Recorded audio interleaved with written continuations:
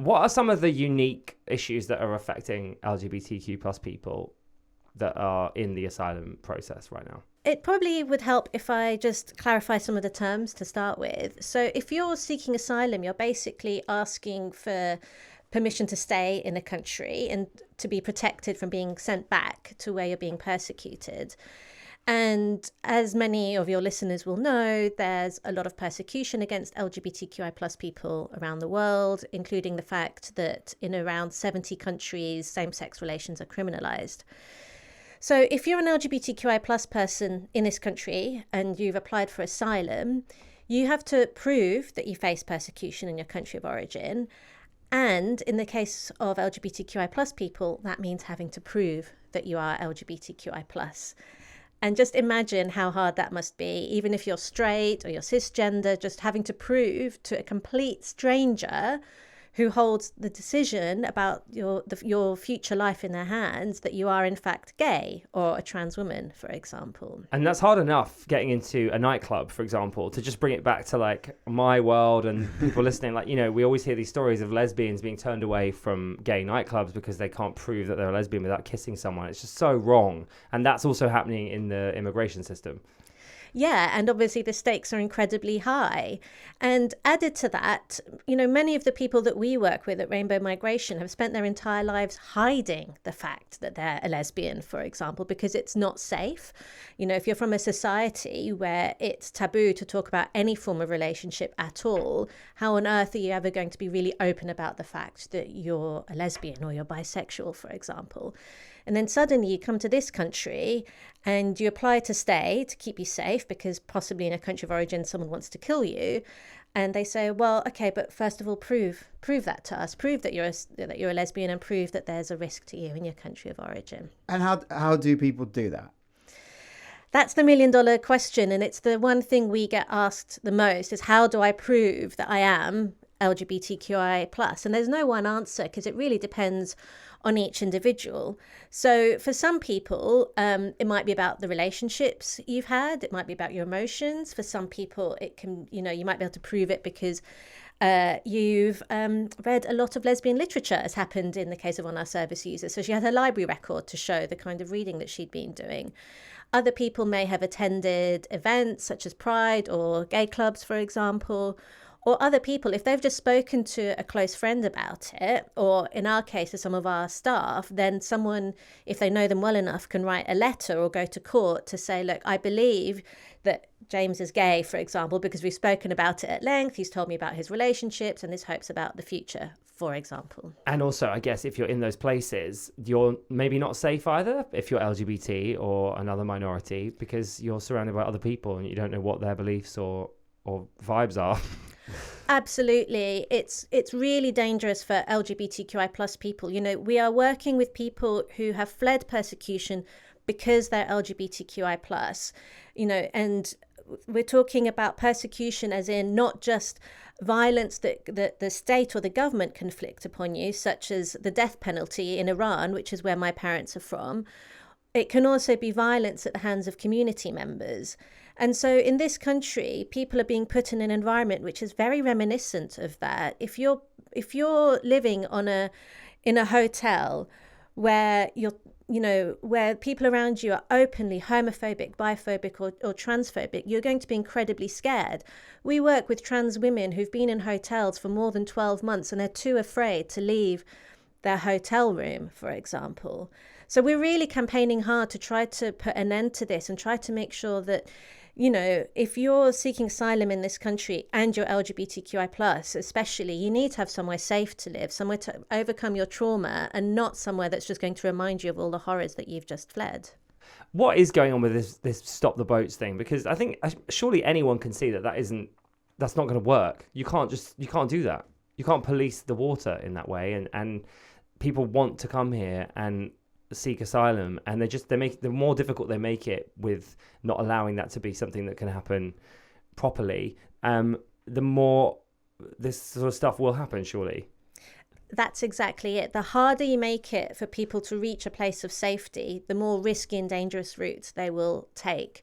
A few years ago, a previous government introduced the requirement for airlines to check that people had the right to enter the UK.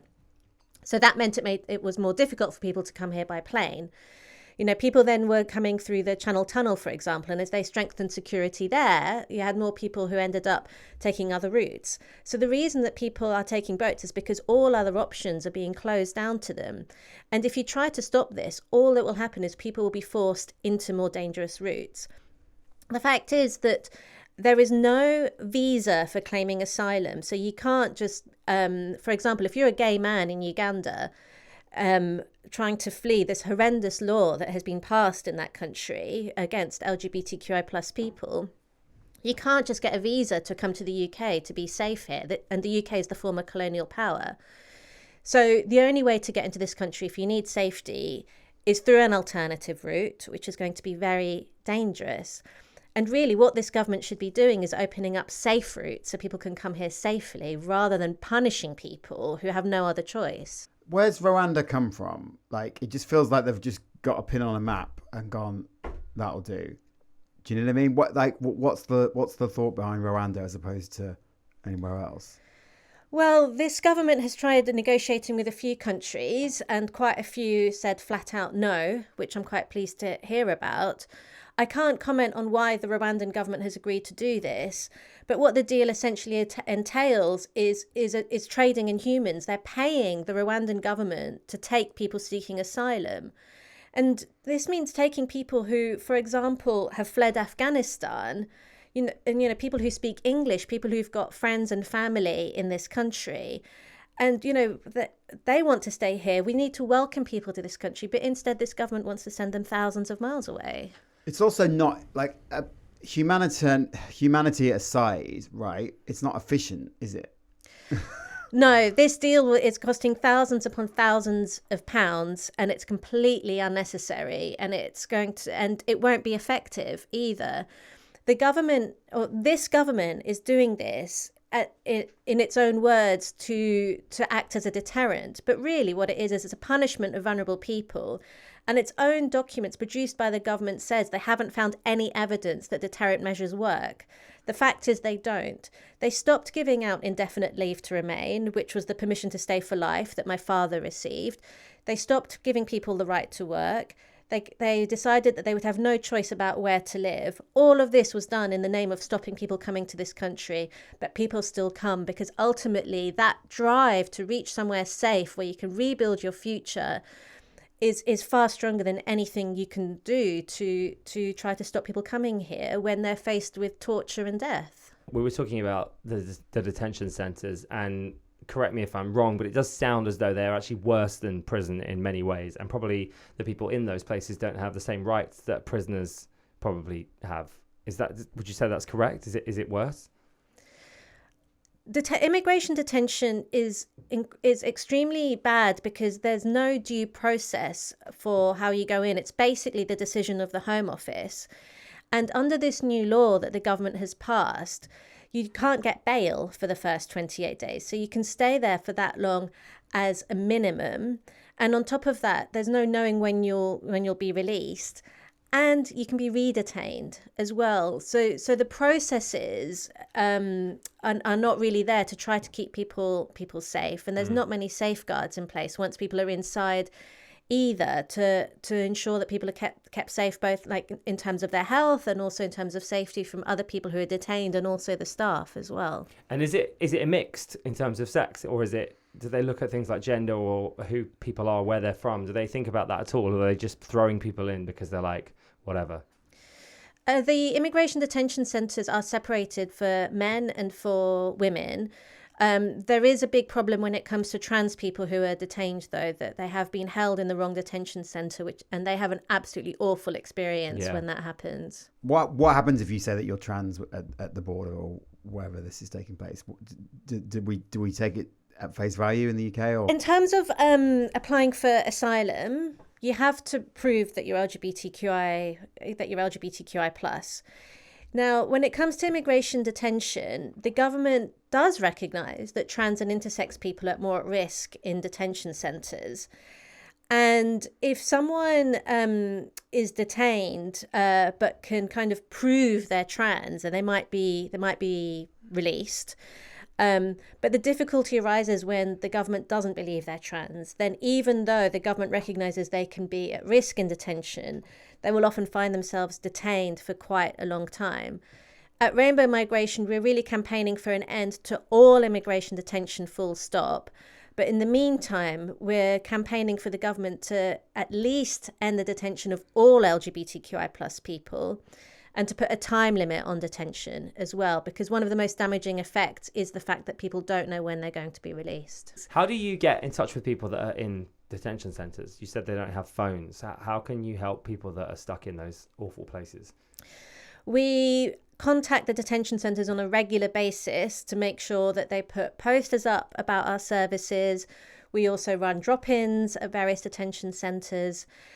We do have to be careful because we'll go into a detention centre with a great big rainbow lanyard and inviting people to come and meet with us, because we also don't want to out anybody while they're there. Many people, they don't feel safe being open when they're in these detention centres. But we have to advertise repeatedly because information can get lost. And with the posters, for example, we try to make them incredibly subtle, so that people can get the help they need, but that if anyone finds any materials on them, they're not being outed, for example. How do you do that then? That's interesting. So one thing is our name, for example. We're not kind of out there being like, we are the lesbian and gay and bisexual organization. By using the term rainbow, which we're giving a nod to people who might know what it means as well.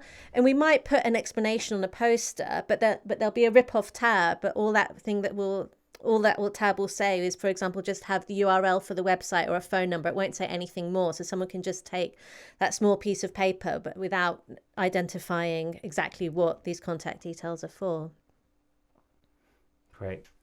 What can people that are listening do? How do we help? Because I think we all feel a bit powerless in this, and firing out tweets or whatever just feels like a waste of time when you're up against all of this crazy GB News nonsense.